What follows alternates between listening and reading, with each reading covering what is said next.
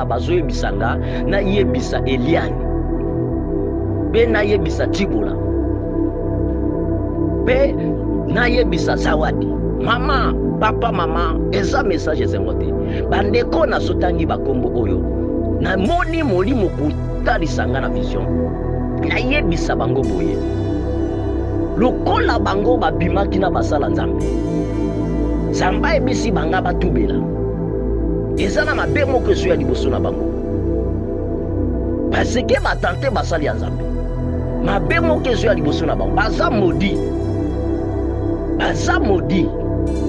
Bato na Nzambe bakoki ko réparer na Nzambe, mais bango lokola bamoni mitakala ya basali ya Nzambe. Bamoni mitakala bolungu ya basali ya Nzambe.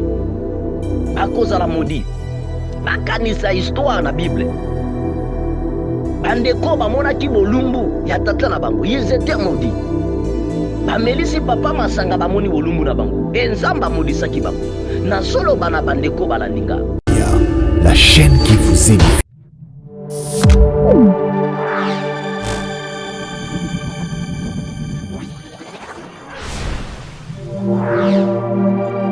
IHP Media, la chaîne qui vous édifie.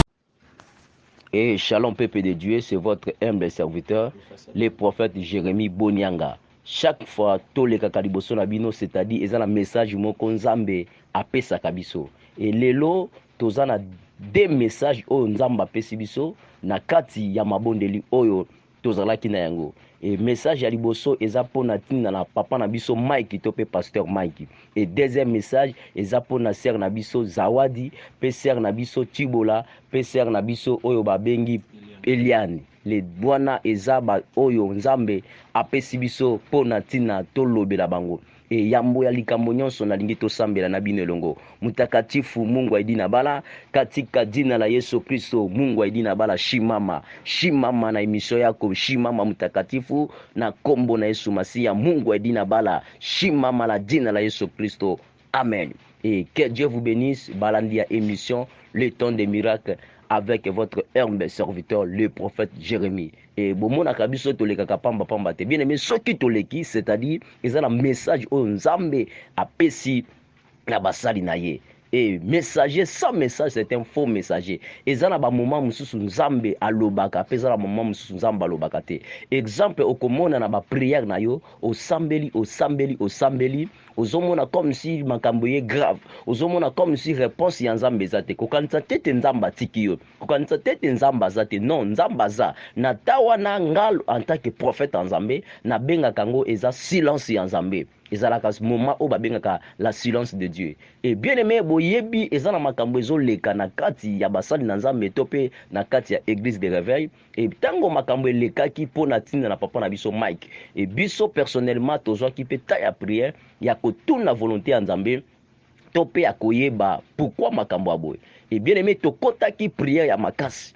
Na kata prière wana ya makasi na kotaki na zumwa tabo mona kala lekasio émission tim. Na kata prière na zomona nazalaki na la prière ya makasi. To prier et yeko koma vers 3h du matin. 3h du matin ya 3e jour na biso ya prière na moni éclairage moko ya makasi ebimelinga. Et na kati éclairage wana bien aimé na fongoli misu. Et pendant na fongoli misu na zomona éclairage ye betinga mbala misato na supporta kite na kwei na se pandanga na kwei e nazomona na kati ya vision nazoyoka na kati ya vision bazoyebisanga na yebisa na papa Mike tope pasteur Mike na yoki bazoyebisanga balobi Jérémie yebisa na Mike e nazoloba na message oyo ezoloba manakata chaque de pour na nzoto pe na kobanga makasi oyo nazobanga na kati ya nzoto na yoki chaque de pour e bimelinga pe kobanga ekotinga na kati ya nzoto nazoka bazobelelanga na yebisa na Mike yebisa Mike e bien aimé voix ezolobelanga na makasi na yebisa Mike e Nzamba yebisinga na yebisa papa Mike na yebisa ye message aliboso pona papa Mike ezaboy nazoyoka Nzamba zoyebisanga lobi na yebisa papa Mike ezala makambu oyo tango akoyaki na moment oyo apikaki crise na moment oyo bamemaki ye na moment oyo ndeko wana akweyaki toyebi biso nyonso akweyaki na moment oyo akweyaki eza na makambo oyo esengeli ye aloba amonaki eza na barealité oyo elekaki na kokweya na ye makambo wana eza kaka ye moko moto ayebi na nzambe e par là molimo azoyebisa ngai nayebisa ye makambo oyo amonaki wana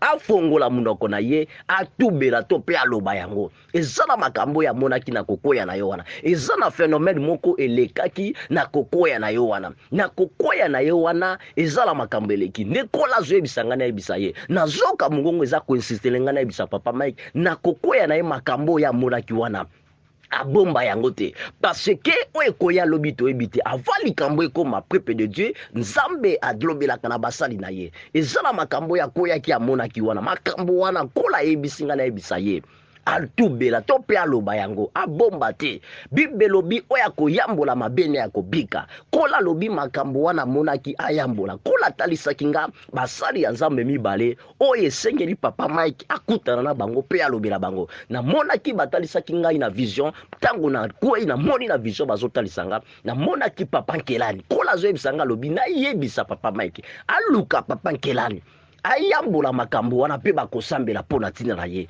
mpe bakosengele mawa nzambe mpe bakosambela mpona ntina na ye eya mibale kola ayebisaki ngai na nsima koluka papa Kelali akokende koluka lisusu papa Baruti akoluka papa Baruti ntango akoluka papa Baruti akoyebisa papa Baruti makambo ya moni papa Baruti akosengele mawa nzambe mpe akosambela mpona ntina na ye eza message ya sengo te ntango nazoloba awa bene me nazoyoka charle pour le teleminga nzoto mobimba eza message ya mawa te eza pe message ya sengo te eza pe message oyo biso tokobomba te yango tozoyebisa na papa Mike ntango aluka kola ayebisinga ntango akoluka bango bakobondela ye nzambe bakobondela ye nzambe pe ya koluka nzambe pe bakobondela ye nzambe e ya mibale kola yebisaki nga na nsima kobondela ye nzambe azongela mosala kola yebisinga na yebisa ye boye namonaki liboso na ye azoyemba kola lobeli nga nayebisa ye nzambe azomona ye te na kati ya koteya me nzambe azomona ye na koyemba papa Mike nzambe azomona na koyemba kola lobelaki nayebisa ye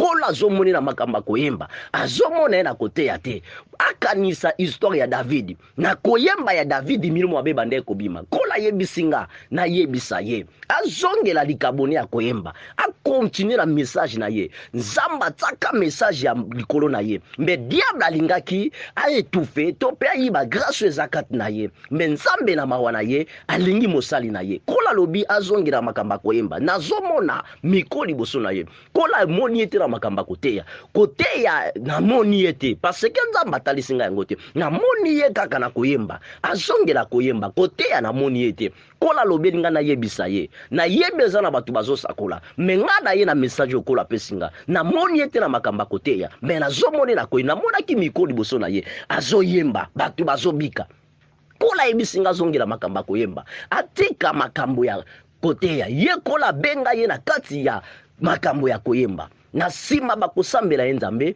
mpe ya kozongela makambo wana mpe akoteya mpe akobanda koyembela nzambe mpe nzambe akokita na miséricorde na ye nani ayebisi amipesa repo kola ayebisaki nga lobi nayebisa ye nani ayebisi amipesa repo amipesa repo mpona nini atelema akutana na batata wana oyo kola pe ayebisinga na yebisa namonaki papa Baruti mpe namoni papa Nkelani akutana na bango aloba mpona ntina na bango makambo ya monaki pamba koyaki na nsima na yango azongela makambo ya koyemba oyo nzambe akotambola na ye mpe nzambe akozala na ye etango nazwi message au peuple de Dieu nakangaki yango te nasangisaki bana nzambe tozalaki na bango on avait prié pour l'homme de Dieu on avait prié pour les serviteurs de Dieu le papa Mike et na siba ya kosambela na yaki kozwa mwa pongi muki na kati ya pongi kaka wana na vision lisusu nazomona bazoyebisanga na yebisa Eliani pe na yebisa Tibola pe na yebisa Zawadi mama papa mama eza message esengote bandeko nazotangi bakombo oyo na moni molimo kutalisanga na vision na yebisa bango boye lokola bango babimaki na basala nzambe zamba ebisi banga batubela eza na mabe moko ezo ya liboso na bango parce que batante basali ya nzambe mabe moko ezo ya liboso na bango baza maudit, baza maudit.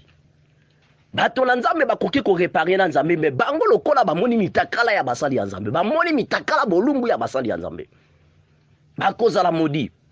Bakanisa histoire na Bible, bandeko bamonaki bolumbu ya tata na bango, ils étaient maudits. Bamelisi papa masanga bamoni bolumbu na bango, enzamba maudisaki bango. Na solo bana bandeko balandinga, baza maudit bandeko wana, baluka nzambe, basenga bolimbisi, baseke mabezo ya liboso, bayoka mungongo ya prophète, baluka nzambe, basenga bolimbisi. Bandeko oyo baza maudit. Mama Tibola bandeko nyonso babima na basali ya nzambe, bandeko nyonso oyo babima na basali ya nzambe, basengo na tangi yao oyo molimo elobeli ngai mpo na bango, elakelami mabe eza liboso na bango, esengeli baluka nzambe, paseke kade ya nzambe eza likolo na bango. Et le diable akotaki mpo na bango mpo eta koseduire basali ya nzambe, e baza maudit. Kola ebisinga basala repentance sincère, pe bakota mabondeli baluka basali ya nzambe, ba prier mpo na bango, parce que malédiction moko ezotambwa likolo na bango, pe kufa eza likolo na bango. Namonaki molimo ya kufa pe likolo na bango. Tozoloba te toflate bino, meza makambo tomoni dede molimo ya kufa eza likolo na bango, esengeli batubela pe baluka basali ya nzambe, basambela mpo na bango. Kola ebisinga soki bakoyoka mongongo ya nzambe te, eza na mabe eza liboso na bango. Namonaki esprit de mort likolo na bango misato, parce que bamonaki bolumbu to pe mutakala ya basali na nzambe. Le diable akotaki kati na bango po ete ainfluete ministère ya basali ya nzambe oyo. Par là kola elobelaki nga na yebisa bango, soki bakoyoka mongongo ya nzambe, bakozonga na nzela, bakosambela mpo na bango mpe bakozala ya kobika. Et bien aimé, kaka na kati ya mabondeli lisusu, nzambe ayebisi nga na yebisa corps de Christ, na yebisa na basali ya nzambe, na yebisa na basali ya nzambe ya Kongo ya libanda pe ya mboka nyonso to. Na kati ya mabondeli na biso, mabondeli oyo totunaki volonté ya nzambe makasi, toyaki komona lisusu ya misato. Nazomona groupe ya bana basi ebele, e bana basi wana bazalaki na kati ya mbunzu na bango 666, e bazalaki na basuki ya milai lokola bakabelo, e bango na maboko na bango bazalaki na bambongo, ba clé contact pe babuku ya mapango, e bazoleka bazopesaka na bato, e bato yango namonaki basali ya nzambe. Et par là kola zo ebisanga na ebisa basali ya nzambe, bien aimé évangéliste, prophète, docteur, partout zolanda biso, kola lobi ete eza na groupe ya bato ya bana basi moko bawutri na monde ténèbre oyo sirène bakoti kati na bango, bazoya mpona koséduire basali na nzambe, koséduire bana na nzambe. Biti na bango eza baganye basali ya nzambe na kati ya monde na bango. Koya na bango bako présenter bambongo, koya na bango bako présenter mituka, koya na bango bako présenter mapango, bako présenter bozu ya mokili oyo. E na sima na yango okomona ebele bako kufa na ba age moko, okomona ebele bako kende bako landa na liwa ekokota na kati ya basala nzambe, ebele bokomona na bango bako banda kosala ba acte oyo ezokumisa volonté ya nzambe te. Kola lobaki na ebisa basala nzambe, tokeba message on azopesa eza message esengote. Ndeko moninga mimona na nzambe, prophétesse, docteur, prophète, évangéliste, eza na groupe ya ba sirène ya monda molili o balamusi pona ko gagner ba âme, kokota bango na ngambo ya lifelo, kokota bango na ngambo ya satana, po ete royaume ya satana emata. Kola lobaki groupe ya bato bakoti deja bazo séduire, okomona bakoya na mbongo.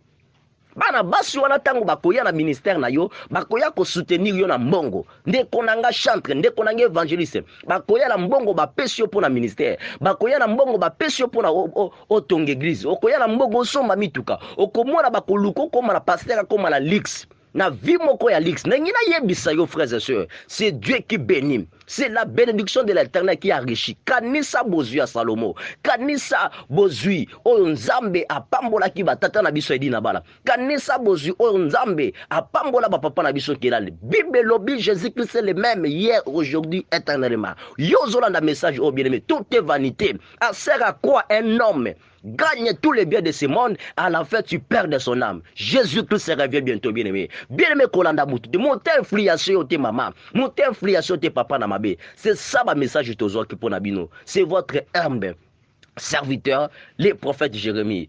Et nalingi na sambela pona bandeko balandi émission. Mama yo landinga aux États-Unis, o landinga na Londres, o landinga na France, c'est votre le prophète Jérémie. Nous sommes là pour toi. Ozana makambezo lekela yo, ozana posa o consulter prophète. Je suis là pour toi. Oza ki numéro ya prophète bandakala, pourquoi obenga kate bien-aimé? Et nzambe alobaka pambate, nzamba alobaka pambate. Tango nzamba tindeli yo prophète na ye, alingi asala likambo moko na kati ya vina yo. Ozana makambezo lekela yo mama. Ozana ba problème ba document. Ozana pour ça, on a une orientation prophétique. Na problème aux gens ya libala. Mama papa o bando kenda poto vie tambola kate. Banda o kenda poto makambeza ya kulala. O luka kama kambali peut-être mobali wana oyo lingaki. Apesela yo biloko asala nyonso. E mobali wana kenda na chance na yo. Lelo libala ezati, lelo stabilité na vie ezati. O yebite mobalo bobimaka na yo wana. Peut-être yenda yaka mission moko ya mabeli kolo ya vie na yo. E vino lelo za ko avancer te. Ozo bunda na vie ozo mona makambezo tambola te mama. O lota ka batu bakufa bisiko za. Ozo lota oza na kati ya kinja. Oyo oza na poto mbolota koza na Kinshasa. Ba mususu ozolo toza ko se retrouver na parcelle familiale. Mususu aza ko se retrouver za na libulu. Olota ka batu bakufa olota ka bazolanda yo. Ozolota ba mort subite. Ozolota bosali accident. Mama papa makambe so tambola te. Problème a libala wana. Bando zo mobali wana. Olia ya kobala yo. Aoumisa yo bobeti 4 à 5 à 3 ans. Bozo betana 6 à 8 ans 5 ans. Non, quel choc il y a mariage. Bible, l'homme quittera son père et sa mère, il s'attachera à sa femme. Ils deviendront un seul corps. Lorsque mobala lingio papa maman et sengeli a honoré yo. Et mobali wana bozo sangsana nzoto. Maintenant na honora ote mama. Et ça là ba convenance. Allez appeler l'homme de Dieu, tu seras orienté. Ozana posa o banda mukamba musala. O déposa ba document ba benga kaote. Mama mikanda ezati. Tu peux appeler l'homme de Dieu. Nous sommes là. Lingio banda musala. Nous sommes là pour t'aider. Makambezo simba te appelé l'homme de Dieu. Je vais t'orienter dans la prière. Nous sommes là pour t'orienter. Le prophète Jérémie est là pour t'orienter. Bible lobi ete. Batinde la ki bangoli loba loba bikisaki. Prophète Jérémie azana pona orienter. Na makambo nyonso lingo sala. Et sengeli kotuna volonté ya nzambe. Bien aimé nzamba lobaka. Tozole kaka te to pesa ba message ya mboka. Mbe tozolo bana yo mama yo zola na tando fani na kicho zobela. Likambo wana zobela wana. Mama papa mama mikanda ya bana. Problème tala ndenge bana bazo dégager. Tala makambo zo lekeno na ndako. Ofandi kaka prenez numéro ya prophète et zapamba te prophète à l'équipe bosso écran. À l'équipe bosso na yo peut taper son message oyo mama. Na hier te pour na pesa mboka mais na ye pour na kosunga yo. Zamba lobela kapamba te. Zamba va sa likamba tinda ka bato. Bato ngo c'est nous les prophètes Jérémie, je suis là pour toi. Je suis parmi les faux, les vrais sont là. To lobite te pesa biso mbongo to matanango zamba. Non. To kosunga yo. Toujours qui a fait te kosunga pe ofele. Appelez l'homme de Dieu, tu seras béni. Nengi na peso contact nanga, oyo tozo salela pour le moment pour na WhatsApp, contact ya prophète pour na WhatsApp. Te lobi plus 243 85 38 75 359. Oyo eza ba coordonnées tozo salela ya WhatsApp pe appel normal. Na répéter ko lobabwe plus 243 85 38 75 359. Na bandeli pour na suka plus 243 85 38 75 359. Soko bengi okozwa prophète, numéro ya prophète ezalaka permanent. Merci na ngina sambela pono yo zobela, ozana ba problème tsaka maboko na motema na ngina sambela pona yo. Merci Saint-Esprit. Mutakatifu Mungu aidina bala. Baba mutakatifu. Mutakatifu, mutakatifu, mutakatifu. Mungu wa Edina bala. Mungu wa Elia. Mungu wa baraka. Tutenda na kombea sasa ipi.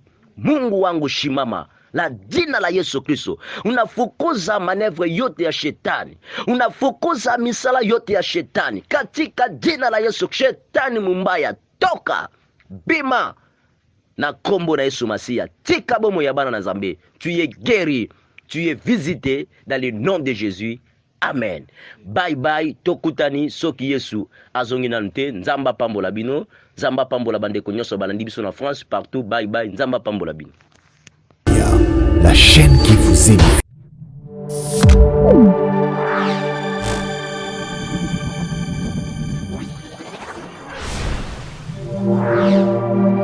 IHP